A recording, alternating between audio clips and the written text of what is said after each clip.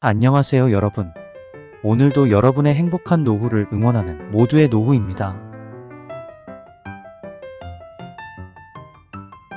여러분, 인생에 돈이 중요한 것이 아니라거나 돈만 쫓는 인생은 불행하다는 이야기를 모두 한 번쯤은 들어보셨죠?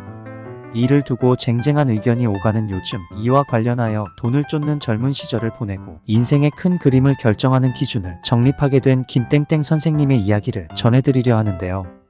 오늘 영상을 끝까지 시청하셔서 김 선생님의 이야기와 그 이야기 속에서 알 수 있는 교훈이 여러분의 인생에는 어떻게 적용될 수 있는지 여러분의 생각을 댓글로 나눠주세요.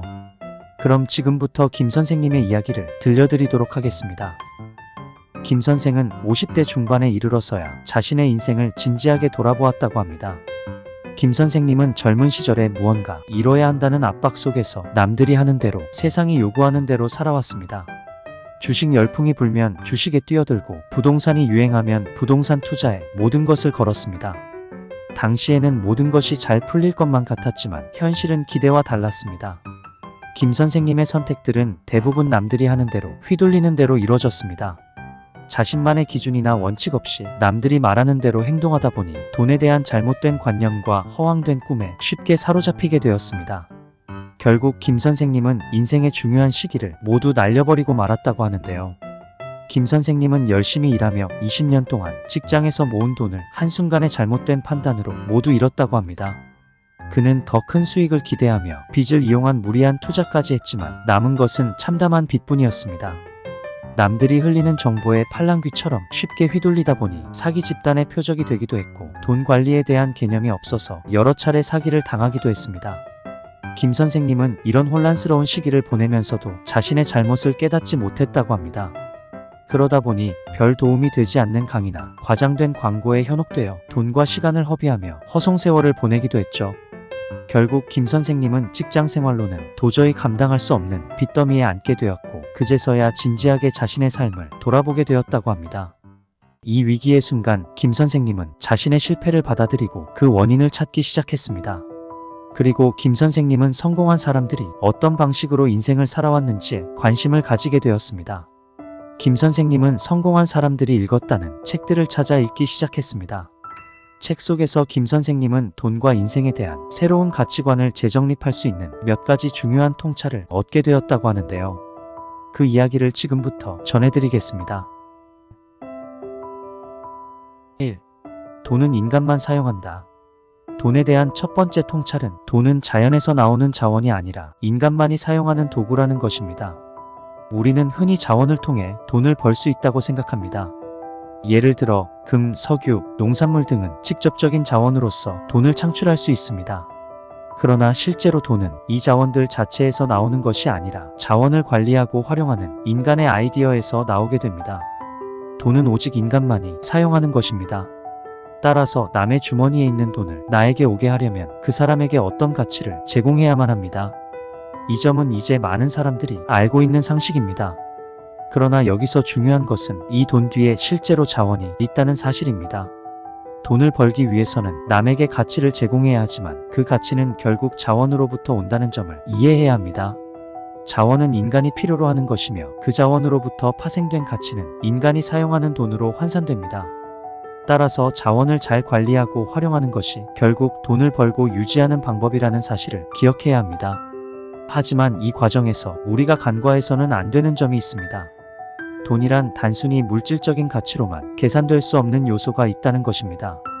그것은 바로 인간의 신뢰와 사회적 관계입니다. 돈은 인간 간의 신뢰와 거래에서 비롯되기 때문에 이 신뢰가 깨지면 아무리 많은 자원을 가지고 있더라도 돈을 얻을 수 없습니다. 이러한 맥락에서 김 선생님은 돈의 본질을 이해하고 자원뿐만 아니라 인간관계와 신뢰를 중요하게 생각하기 시작했습니다. 2. 돈은 생명체다. 돈에 대한 두 번째 통찰은 돈은 단순한 종이나 숫자가 아니라 생명체처럼 움직인다는 것입니다. 자원을 통해 돈이 생긴다면 그 자원 역시 생명체처럼 관리되고 유지되어야 합니다. 인간에게 가치를 제공하는 대부분의 자원은 생물 자원입니다. 물론 무생물 자원도 중요하지만 생물 자원 없이 무생물 자원은 그다지 의미가 없습니다. 인간이 필요한 것은 결국 생명에 직결되는 자원이기 때문입니다. 예를 들어 농산물, 수산물, 가축 등은 모두 생명체의 일부이며 이들 자원이 인간에게 생존의 기반을 제공합니다. 따라서 돈은 이 자원들의 가치로부터 만들어지고 생명체처럼 끊임없이 움직입니다. 생명체는 생존에 유리한 방향으로 진화하거나 생존에 적합한 환경을 찾아 이동합니다. 돈도 마찬가지입니다. 돈은 그 가치를 알고 적절히 다룰 줄 아는 사람에게로 흘러가게 되어 있습니다. 자원을 어떻게 관리하고 어떻게 활용할지에 따라 돈의 흐름은 달라집니다. 따라서 돈을 잘 관리하려면 돈이 생명체처럼 움직인다는 사실을 이해하고 그에 맞는 전략을 세워야 합니다. 이것이 바로 돈의 흐름을 제대로 파악하고 효과적으로 활용하는 방법입니다. 또한 돈이 생명체처럼 움직인다는 것은 그 자체로 생명력이 있다는 뜻입니다. 돈은 그 자체로 생명을 가지며 이동하고 증식할 수 있습니다. 따라서 돈을 제대로 관리하지 않으면 그 생명력이 약해지거나 사라질 수 있습니다. 김 선생님은 이 점을 깨닫고 돈을 단순히 사용하는 것이 아니라 그 생명력을 유지하고 강화할 수 있는 방법을 고민하기 시작했습니다. 3. 돈의 가치를 아는 사람에게로 돈이 흘러간다. 돈에 대한 세 번째 통찰은 돈은 그 가치를 아는 사람에게만 머물고 그 가치를 모르는 사람에게서는 떠나간다는 것입니다. 돈의 속성은 생명체와 같기 때문에 돈을 잘 다루고 관리할 줄 모르는 사람에게서는 머물지 않습니다. 예를 들어 어떤 사람들이 사과나무를 키운다고 생각해 봅시다. 사과나무를 키우는 A라는 사람은 사과나무가 잘 자라기 위해 무엇을 해야 하는지 부지런히 공부하고 사과가 잘 자라는 조건을 맞추기 위해 열심히 노력합니다. 반면 B라는 사람은 사과나무를 잘 키우기 위한 노력을 적극적으로 들이지 않고 열매가 잘 열리면 마냥 좋아하고 열매가 잘 열리지 않으면 나무 자체나 날씨를 탓하면서 그것에 휘둘려 삽니다. 과연 어느 나무에서 사과가 더 많이 열릴까요? 당연히 A의 나무에서 더 많은 사과가 열릴 수밖에 없습니다.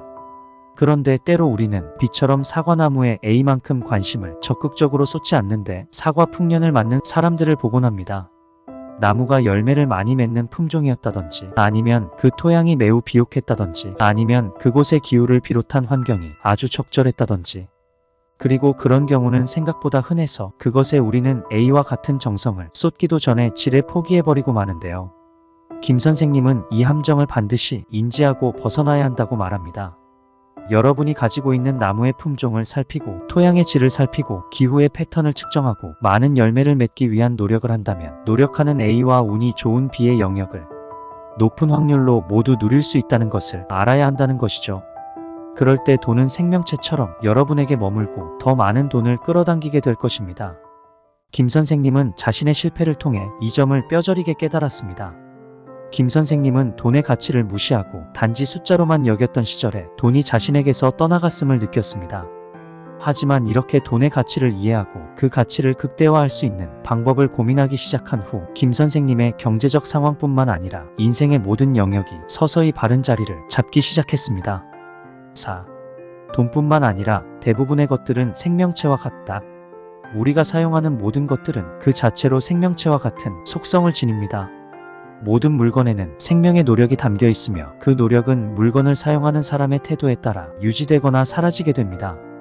예를 들어 자동차나 전자제품과 같은 기술적인 물건들도 그것을 만든 사람들의 노력과 열정이 담겨 있습니다. 이러한 물건들은 그 자체로 생명력을 가지고 있으며 사용자의 태도에 따라 오래도록 유지되거나 빠르게 소멸할 수 있습니다. 물건을 함부로 다루면 그것은 빠르게 훼손되어 나의 곁을 떠납니다. 그러나 물건을 소중히 다루면 그것은 오래도록 나의 곁에 머무르며 나에게 또 다른 가치를 가져다 줍니다. 돈 역시 마찬가지입니다. 돈을 함부로 사용하면 그것은 금방 사라져버리지만 돈을 소중히 다루고 올바르게 활용하며 감사한 마음으로 사용한다면 그 돈은 더 많은 가치를 창출해내며 여러분의 곁에 머물게 됩니다. 김 선생님은 이 점을 깨닫고 돈뿐만 아니라 자신이 소유한 모든 물건을 생명체처럼 소중히 다루기 시작했습니다. 김 선생님은 물건을 단순히 사용하는 것이 아니라 그것들의 가치를 이해하고 그 가치를 극대화하는 방법을 고민했습니다. 이러한 변화는 김 선생님의 생활에 크게 긍정적인 영향을 미쳤으며 경제적 상황도 안정되게 만들었습니다. 김 선생님은 이러한 경험을 통해 돈뿐만 아니라 모든 것이 생명체와 같은 속성을 가진다는 사실을 깨달았습니다. 그는 이 통찰을 바탕으로 자신의 삶을 재정비하고 더 나은 미래를 위한 준비를 하게 되었습니다. 이것을 알고 공부하는 것은 어려운 일이 아니다. 마지막으로 김 선생님이 깨달은 것은 이 모든 개념을 이해하고 공부하는 것은 생각만큼 어려운 일이 아니라는 것입니다. 우리는 종종 학창시절의 경험 때문에 공부를 어렵고 지루한 것으로 생각하기 쉽습니다.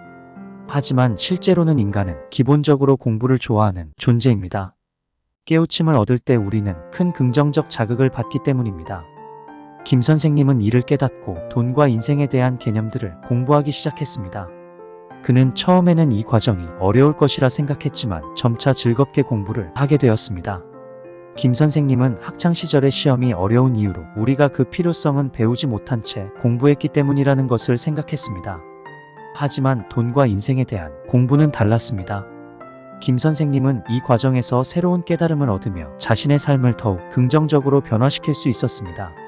이렇듯 조금만 다르게 생각해보면 돈과 인생에 대한 이 개념들을 공부하고 이해하는 것은 그리 어려운 일이 아닙니다. 오히려 이 과정을 즐기며 더 많은 것들을 배워나갈 수 있습니다. 이렇게 인생의 큰 그림을 그리고 준비한다면 더 이상 미래가 두렵지 않을 것입니다. 김 선생님의 이야기를 통해 50대에도 우리는 여전히 인생의 큰 그림을 그리고 돈과 삶의 가치를 새롭게 정의할 수 있습니다. 지금 이 순간부터라도 올바른 길을 찾아 나선다면 남은 인생을 더욱 풍요롭고 행복하게 만들어갈 수 있습니다. 50대, 아니 그 이후에도 우리의 인생은 여전히 무한한 가능성을 가지고 있다는 점을 반드시 인지하고 여러분도 인생의 큰 그림을 다시 그려보시길 바랍니다. 그리고 그 그림을 실현하기 위해 지금부터 시작해보시길 바라며 오늘의 영상 여기서 마치도록 하겠습니다. 이상 모두의 노후였습니다.